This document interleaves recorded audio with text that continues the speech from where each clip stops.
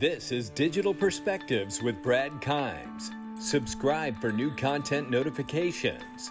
Now, here's Brad Kimes. Come on in.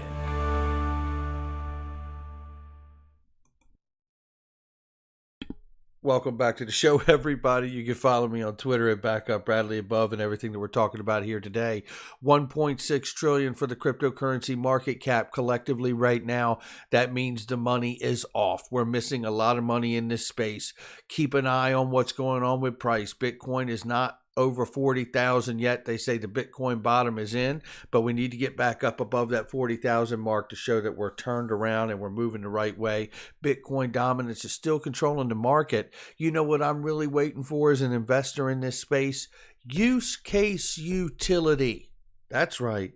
The real driver of a market is use case utility. It is only speculation that we're looking at right now moving the market, and Bitcoin dominance is controlling the market. If it does well, the rest of the coins end up doing well. If it does bad, then the rest of the coins don't do well. So the reality here is we're still in a very young emerging market, and I'm expecting at some point in the future, regulation, I would imagine going into 2022 and beyond, getting some kind of legislation passed through Congress, either sometime later this year or early in the next year, would give the proper legal framework for the SEC and other market regulators that are applicable to this space to come in and craft what they need to for this new asset class. So there's going to need to be some new regulations. But looking at that, Bitcoin 39,248 and 77 cents, and Ethereum at $2,400 plus, coming down here very quickly to keep moving this morning. XRP at 85 cents, courtesy of the dereliction of duty and intimidation tactics, which they refuse to give up at the SEC. But that's okay. That's okay. This too shall soon pass. It doesn't ever feel like it, but it will. Currently up right now 1.35% at 85 cents. We are ranging between 82 cents on the bottom and 85.59 on the top. I will say that I did see that happen just a few moments ago earlier this morning while I was putting news together. And let's go ahead and get into the news. This is a big blow right here to Bitcoin, and the new announcement they announced about El Salvador's Bitcoin revolution hits a brick wall as the World Bank refuses to help with technical infrastructure. Ooh, that's a resounding no. Yeah. The World Bank has responded and they said, you know what? That's a hard no for us, right? They're not doing it. Going into this, it's very short. The World Bank said it would not help El Salvador's implementation of Bitcoin due to the environmental and transparency shortcomings of the leading cryptocurrency. A World Bank spokesman confirmed that the organization remains committed to supporting El Salvador in many ways for currency transparency and regulation, but that offer doesn't extend to assisting with Bitcoin implementation.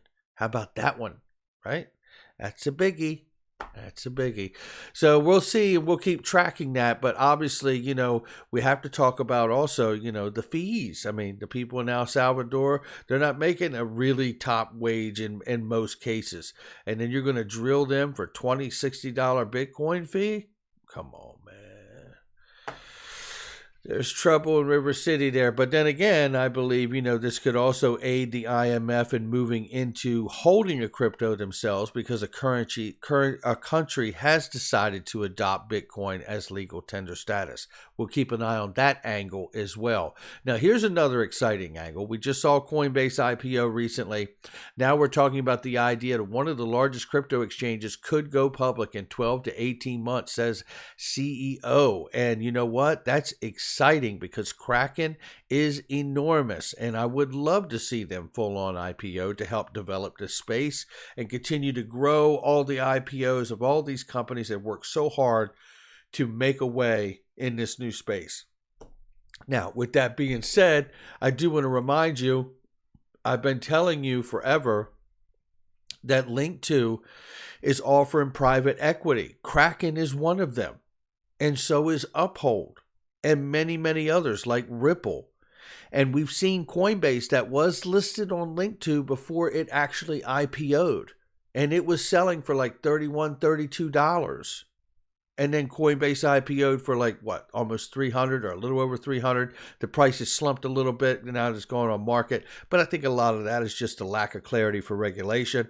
And anybody in it, I believe personally myself, you are in a good position for the years to come and the gains. But that's not financial advice, just my personal opinion of the space. Now, moving on here, and don't forget too, these guys have an incredible conference coming up on the 22nd. And it's going to have a lot of really great people there. And this is just two of them. So you'll want to check this out. June 22nd, Global Investor Conference, ladies and gentlemen. Sign up for that and anything else that you're able to, even if you're not accredited, so you can start to learn about what's going on in that space. So when you do become accredited, you're very well versed on what's happening. So there we go. Ripple continues to hire a new grad software engineer. Will build enterprise distributed payments application that executes settlement within seconds to enable the Internet of Value. I think this is just like one of the strongest signs that Ripple is not wavering one bit, regardless of the Ripple SEC lawsuit. They continue to hire, they continue to build out. Now, obviously, do they have a lot more education and explaining to do for a customer that's interested in working with them, knowing that they are being sued by the SEC? Well, of course they do. But, that is really courtesy of the SEC and the lack of putting together a decent case, because this should have been resolved a long, long time ago. And I think we all know that. Now, let's go ahead and move to the next piece of news. Before we get into it, just give me one quick second.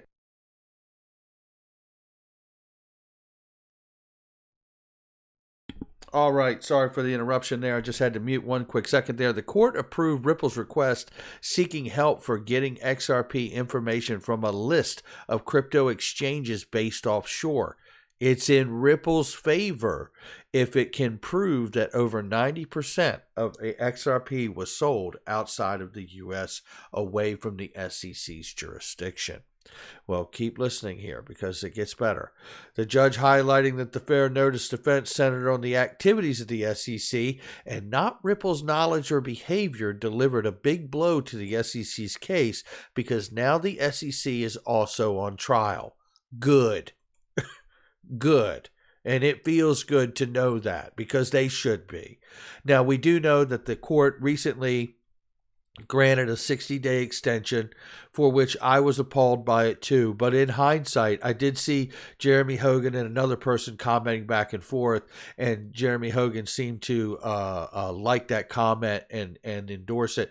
Someone had mentioned in one of the threads that, the SEC granted this extension, the court granted the extension of 60 days to the SEC, so the SEC would not have grounds to be able to appeal once this case is settled. Now, we know that Jeremy Hogan has also told us, by the way, that we could be looking with that extension for discovery, that could move the summary judgment to the end of this year, early 2022. Unless they get some kind of a settlement between now and then. So that's where we're at on this.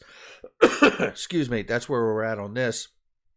So I'm not going to have to read this whole thing to you, but it does say Ripple's fair notice defense centers on the activities of the SEC, not its own behavior.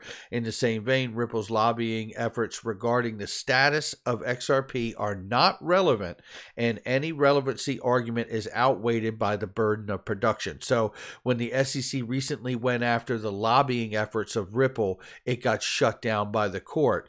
And then obviously Jeremy Hogan remarks here that he's getting a vibe from the judge that she is digging the fair notice defense. This takes away a little sting from the 60-day extension. Exactly. They gave them the 60-day extension, but they really took away the ability for them to go after the lobbying. So then they're like, best of luck for the rest of the 60 days on whatever you're looking for. So this gets more interesting by the day, but so does this. This is a great interview by Thinking Crypto. Shout out to you, Tony. And if you haven't had a chance, go watch Cryptonaires the movie. The link is in the description box and comment section. And he is in there, I'm proud to say. Ripple CTO David Schwartz says Amazon could definitely use XRP Ledger's federated sidechains. David Schwartz predicts that the XRP Ledger's federated sidechain's biggest use case is going to be DeFi, and XRP could serve as liquidity. And we go into this article very quickly here, and I just want to show you that it says here, Amazon could potentially use XRP Ledger's federated sidechains for its blockchain services. According to Ripple's chief technology officer, David Schwartz, the executive told Thinking Crypto that the e-commerce giant certainly has the required infrastructure to make this happen.